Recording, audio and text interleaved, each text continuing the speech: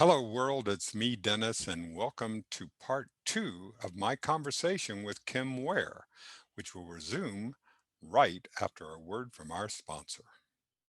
This episode of A Conversation With is sponsored by In Search of the New Compassionate Male. For more information, visit newcompassionatemale.com. Such a change might be insane, but I gotta stake my claim way back home. Get out of bed, I shake my head and go to the kitchen. I can't cook, grab a book, try to focus my attention. I'm a mess, I'm so distressed, I can't find my favorite dress. Where did it go? There's a full moon in Scorpio, and I think you know what that means. I believe, but I know where to go. I'm stuck here in between. And please don't make me raise my voice again. It's not that I'm unhappy, I just don't like to pretend that I don't miss you, 'cause I miss you.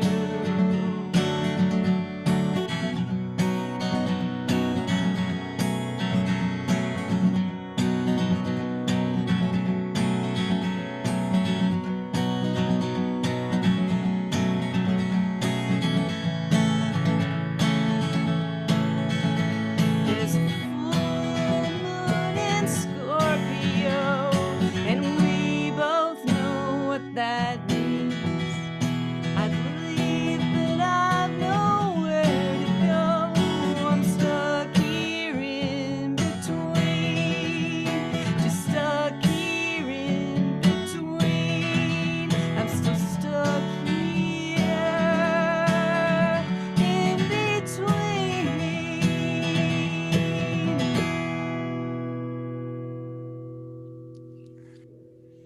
Oh, Kim, what a delight. I love the messiness of that song. It really shows who we are as human beings. I mean, it's like, yeah, I gotta cook, but I gotta find oh my God, my dresses and whether I just love the lifeness of it. Thank you. It's a true story. I did forget a few words. It's so new, and I had the words, and I forgot to pull them up. So I was like midway through it, I was like, "Oh, crap, Yeah, that part is coming," and it's so new. But I got most of them. yeah. Isn't that, this is what a time that we're living in. And I know in the previous episode we did spend a lot of time in history, so we're going to let people get curious about those middle times and this and bring it up to the Cool. present and where you are now, because right now this is a really evolutionary time for you. Oh my This is a God. time of when Kim Ware is learning and growing, and I love that so much because this is a time when I, Dennis Tardon, and learning and growing so much. I feel like I'm just in this extraordinary growth spurt. And that's one of the reasons why I wanted to have this conversation with you so much, is because I feed off of other people's learning and growings. This is how I learn, is by seeing you do it. That's so cool. And you're so right. I mean, I feel like I've gone through so much change over really since my dad passed away the summer of 2019. Hmm. That kind of just set me on a different path, really. And I would say, like, and then I ended up here, but I still haven't ended up I'm still going through it. Oh, I love that. Yes. Yeah. And because you spent a lot of time out there on the road, did you think that that music should be the path, the one path? Because you're one of the things that I know about you, or that I believe about you, is that you're very much of a yes and person. Rather than just being by yourself, you want to bring others along and bring others and have them. You do that with Kimono House and all the work that you do. And I'm just so grateful to my producer, Renee Jaworski, because she introduced me to you and she said, this is someone you must speak with him, because she knows us both. She knows us both. And she said, hey, these are two people who are really in progress. We're works in progress. We are. Yeah. And I don't remember. I think there was a question in there, and I apologize. No, actually there wasn't. That's one of the things that I will do.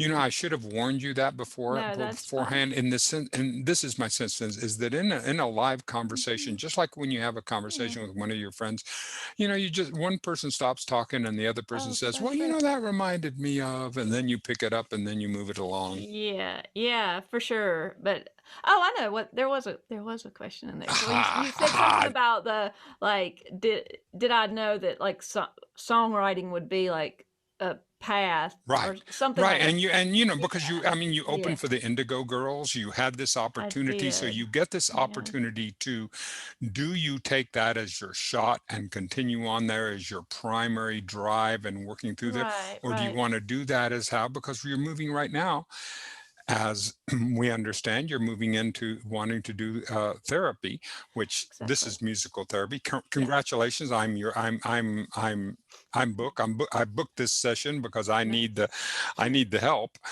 Oh gosh, no, the Indigo Girls thing, I will say that definitely prompted me to, I don't want to say take it a little more seriously, but just to prioritize it a bit more. I've never had any designs on being famous with, or being known from my music. Honestly, what that gave me, though, that experience was such a wonderful experience. It was just it was amazing. I mean, it was like everything that you might imagine about getting on a tour of like that level. Like it's all that and then some. I mean, it was absolutely incredible. What year was this? 2015. So this was 2015, and how did they find you? So I recorded an album. It was released in 2014 called Close to the Sun, the Good Graces album. And I recorded it with a good friend of mine. His name is Rob Dyson. And Rob had a studio in Atlanta. And at the time, Amy and Emily, they both would come there, not that often, but I think they'd come there a few times to record. Like, they would often get asked to do backing vocals or something like that on like somebody else's recording, where they just needed to get a quick recording and just kind of knock it out. And they would do that with my friend Rob. That's how he got to know both of them. And I think we had just wrapped up recording my album, and he and I we were gonna do some shows together, the Good Graces, and Rob played in the Good Graces for a time also, after he helped me make the album. Anyway, it's just the most like random organic thing. Emily was doing some recording with him, and he shared some of the things he had been working on, including the Good Graces. And she really liked one of the songs, Cold in California. And she just kind of started talking to him. And I think as the story goes, she asked if he thought I might be interested in playing some shows with him. Oh, really? Maybe. I know. And he was like, and I remember that day, I was at the movies. It was in the daytime. And I had done a little bit of day drinking, and I got a text from him saying that, like, hey, I just talked to him. And I was like, what? I need some time to process this. but let me tell you that the reason really that those two were such a big deal to me, because I mean, you could name about any established artist, and like that's a big deal to be asked to do that, for about anybody, right? But those two in particular. So flashback to that time when I was in college, around it was the summer of 93. Yeah. My favorite summer ever.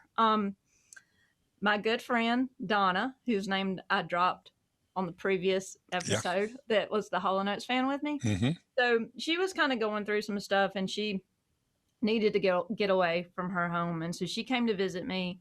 And I was working that summer at Carolina Beach, selling soft frozen lemonade on the boardwalk at Carolina Beach. And the most cushy job I love that job. It was so fun. God.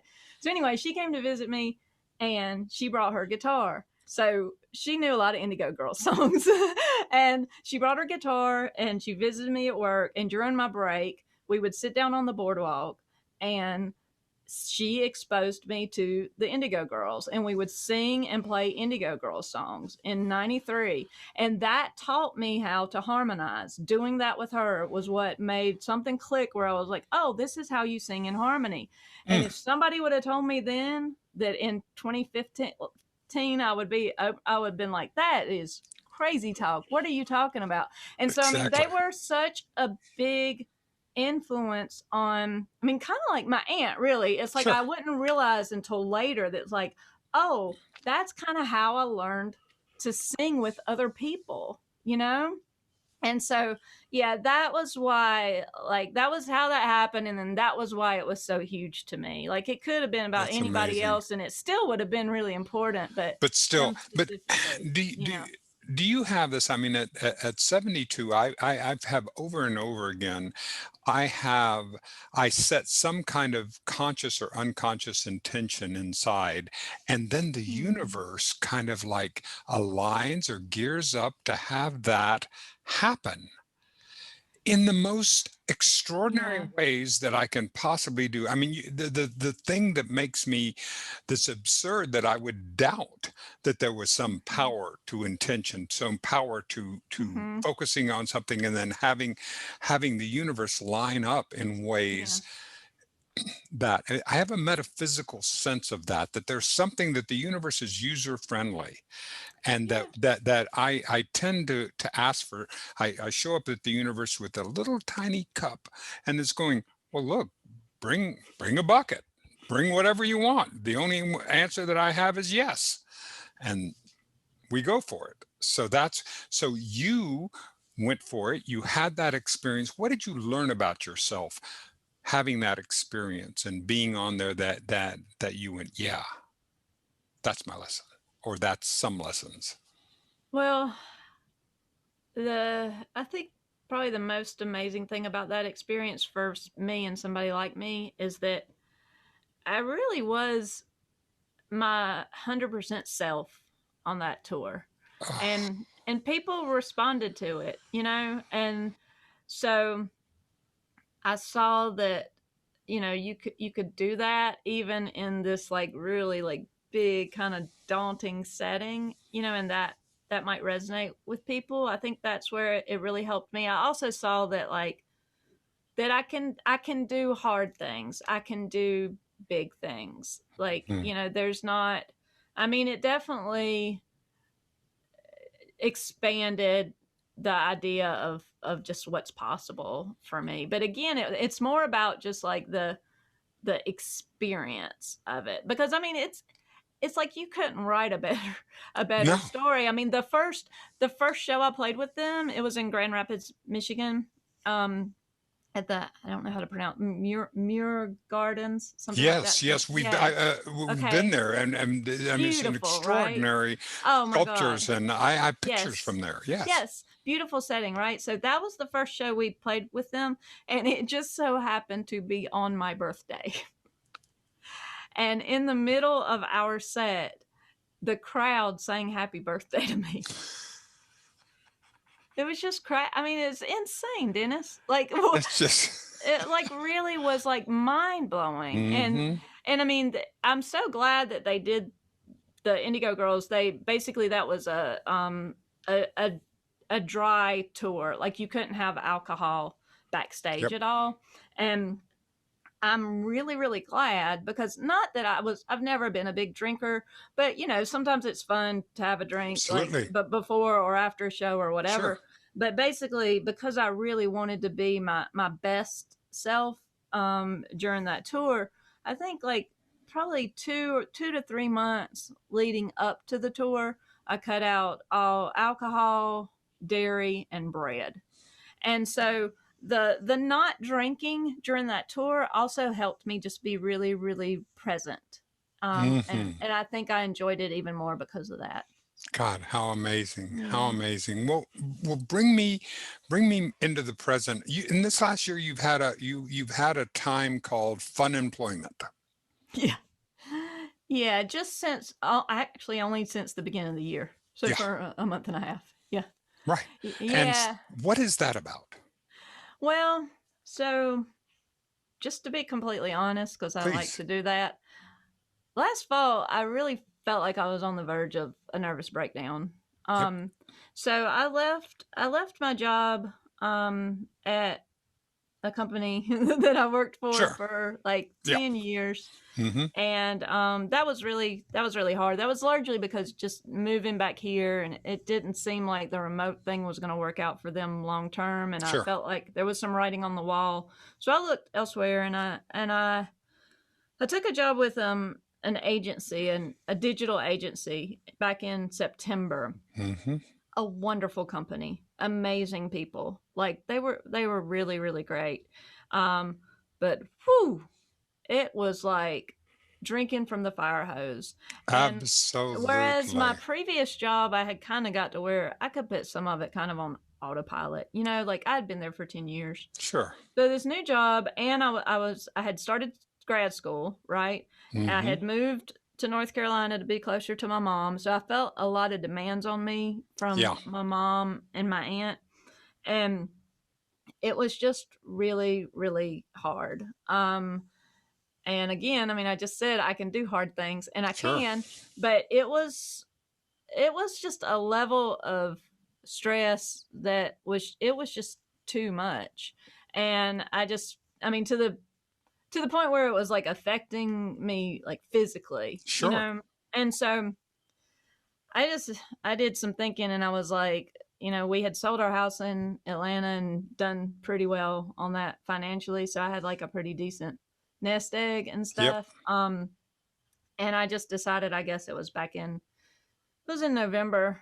I gave them a pretty good notice. I was like, I'm gonna work until the end of the year, and then I have to take some time to focus on me and my mom and my aunt, and school and music and all these other things. But like, I'm a really, really hard worker, and I'm very like, if I have a really important commitment to somebody and obligations, I take that very, very seriously. And it was too much. It was too much obligations. Yeah. And so that was what prompted the break. And now I'm starting to look for like some like freelance work, because I can't just do Sure. nothing. But Well, all right. I Now, when you say do nothing, you have a yeah. new album, Prose and Consciousness. Yeah. So that's something. You Mm-hmm. also have your podcast, Quarantuned, True. with Good Graces, and you do Kimono My House. So there is a Yeah. lot going on I have a lot. already on your plate. So much. And granted, I mean, I want to do those things. I put them on my plate, but that's something that I've learned during this time of unemployment. Honestly, Hmm. like, it is the best gift that I think I've ever given myself. And if I had not have done it, then I don't know what would have happened to Right. my sanity. Like, it was just because it was just too much. And now just having this flexibility in my days Yep. to structure them more the way I want to. um Sure. and I mean, I'm still getting a lot done. I need to get more done where I'm getting paid to do. Exactly. But I'm That working we on can, that. but Yeah. that is where our entire economy is restructuring.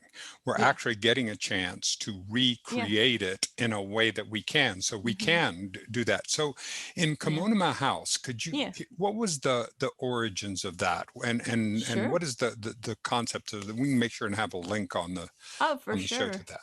Yeah, so come out of my house, it was just a really organic, somewhat spontaneous thing. So back in March of last year, it was actually March the 13th when it launched.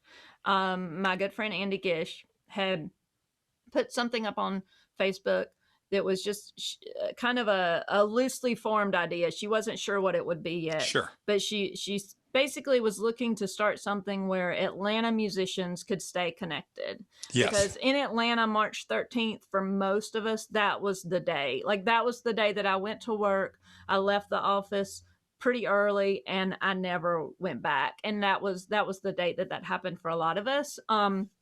Which And was that was March 13th of Is this- last year was Yes. the date that was the date that like quarantine started for Exactly. many of us in Got it. Atlanta, Got right? it. And so that was also the date where people started realizing like, oh, we're not gonna have shows. That's We're, right, you know, because COVID has happened and Exactly. the country went on lockdown. Yeah, for sure. And so anyway, Andy had posted something on Facebook wanting to just kind of form some sort of virtual place Sure. where we could stay connected. And So it like, started- let me ask a question yeah, here. sure. So I understand correctly. Austin Yeah. has a music scene that they Of have, course.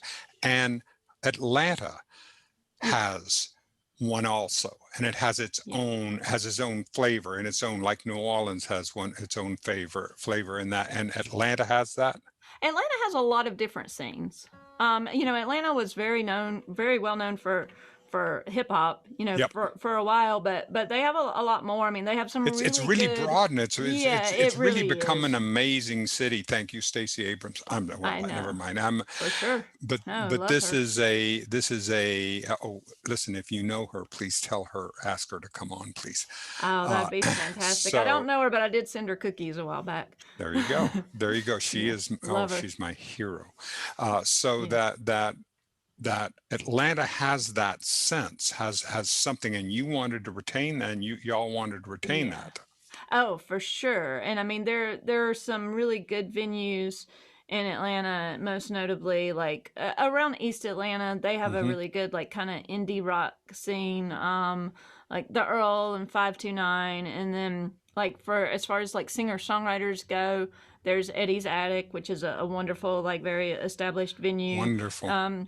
There are smaller, there's a Sure. lot of different types of venues that cater to different types of music. And so, we were also concerned about what's going to happen to them. And so, Right. anyway, Andy posted, she started it kind of just as a Facebook, like a page. Mhm. And that day, it was, again, March 13th. I left work early. I started kind of catching up with what she had done. And so I think I messaged her and I was like, hey, let's make this a group instead of just a page. Let's make it a group and let's ask people to do Facebook lives like from the group. And so that's what we did. And we started with probably about a dozen of us. That was it. And I was the first person to play. I was like, I'll get on there and do a song. And so I was the first person to get on there and do a song. And then a few other people did. And I would say like probably by the end of the weekend, there was a little teeny buzz about. I mean, there was maybe 30 or 40 people, Sure. right? And it just kept growing like that, just very, very organically, word of mouth. And we Lovely. really never thought it would be more than just maybe 100 or so people from Atlanta, but now there's Mhm. over 7,000 members from all over the world. Oh, that is just. Isn't that exciting? I mean, to be able to see something, and your podcast came out of that also. No, my podcast actually came out of, I've done a number of podcasts Oh, of before. course. I was kind of an early adopter of the medium, Mhm. and but I had not done one in a while, and it was just an idea that I thought of several months ago.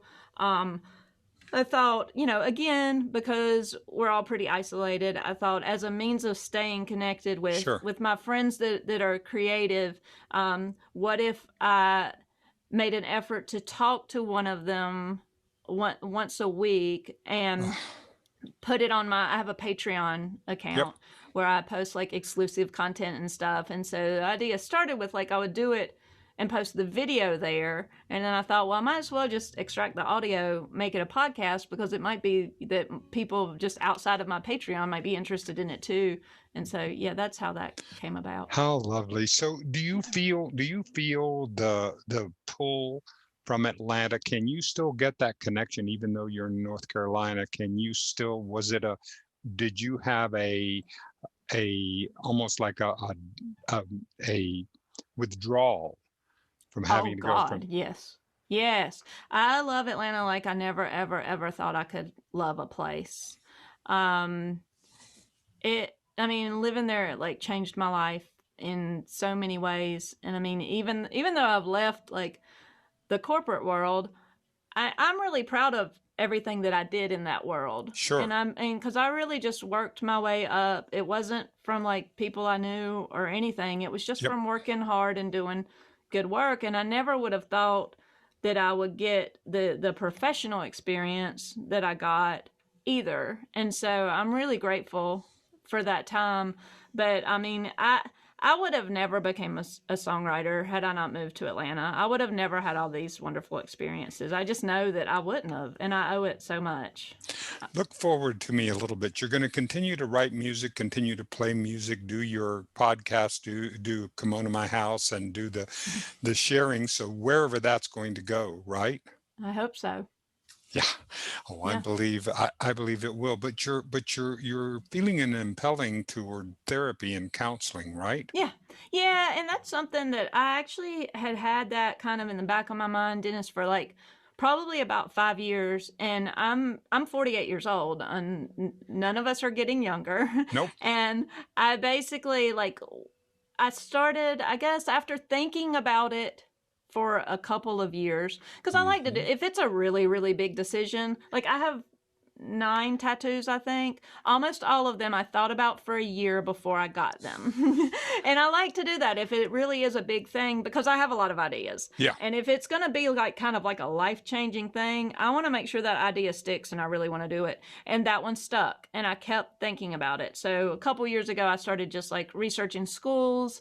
And then when I moved here and found one that I was interested in North Carolina, back in the fall, I thought, well, I have a little more time now, so maybe I'll just kind of apply and see if I even get in, and see if I can just start with one class, like, baby steps. But I loved it. I loved the initial class, and now I'm doing two.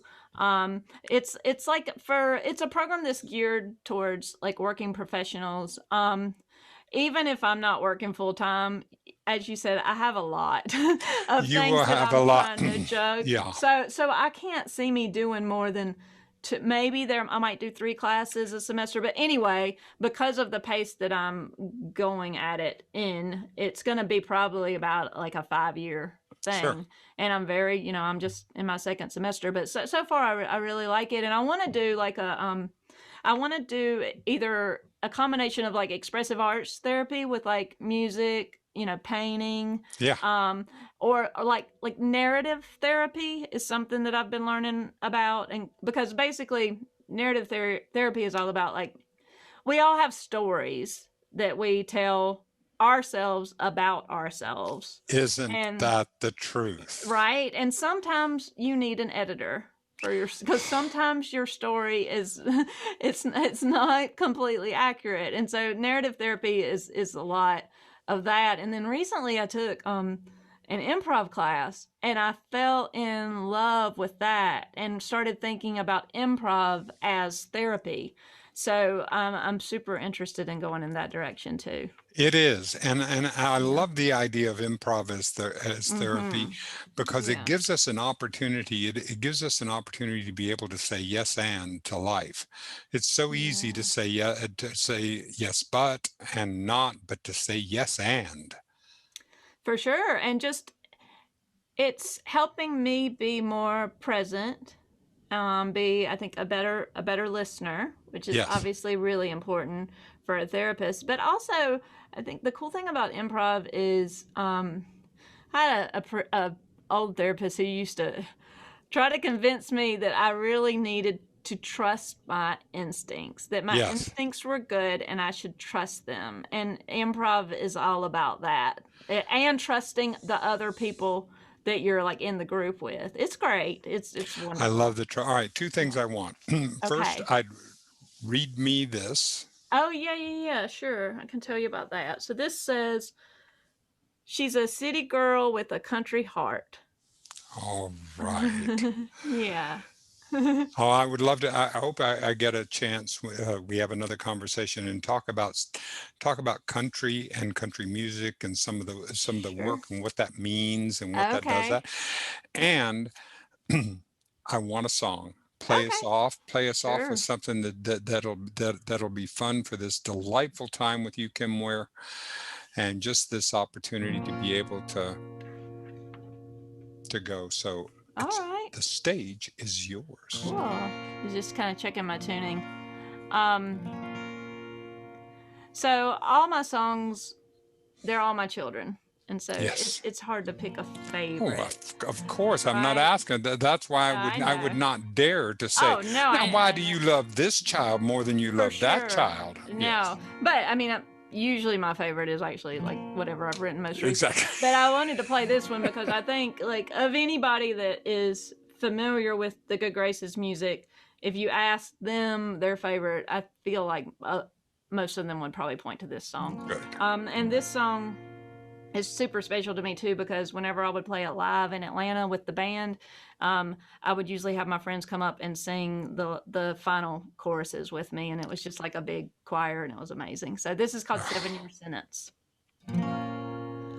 I'm going to hell, but my friends are there, so it won't be lonely. I'm going to hell, where everyone cares, 'cause everyone knows me. Well, I'm trying to make sense of all the consequences of burning down bridges and fences we mended. I spent the last 7 years just pretending I'm not gonna break your heart. I'll see you in hell. Just walk away. Pretend you don't see me. The stories we'll tell to get through the day, to mask all our grieving.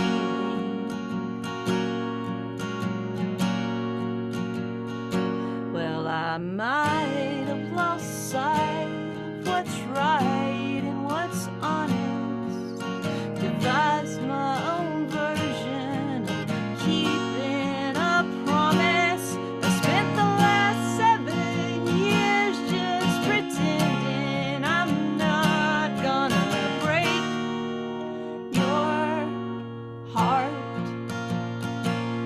and that's the hardest part.